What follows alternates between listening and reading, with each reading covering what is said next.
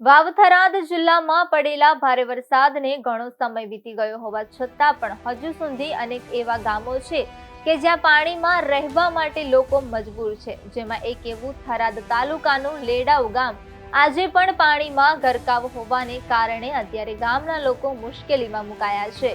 આ ગામમાં 3 મહિના બાદ પણ ગામનો મુખ્ય રસ્તો, ગામની નવીન બની રહેલ શાળા, આંગણવાડી, મંદિર અને મકાનો પાણીમાં હોવાને કારણે લોકો હજુ પણ વારંવાર મુશ્કેલીનો સામનો કરી રહ્યા છે।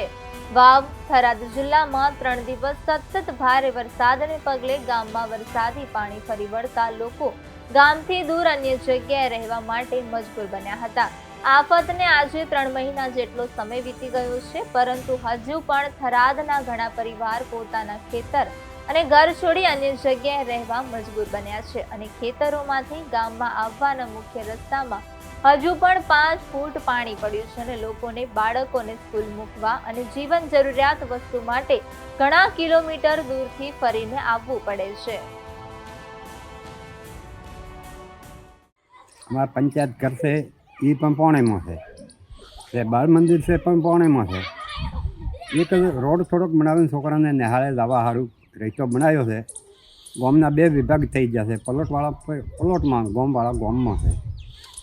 तो ओळे डोळे पाणी पड्युं है। हजी आवो सरकार अमारो कोक अभिमान माने तो अमे विनती करो छो, तो आवी विनती अमारी सांभळी अमारे कोक रस्तो काढे। गाम बार કેટલા ઘરો છે? હજી ગામ બહાર ઘણા છે, કોકના ઘરમાં રહે છે।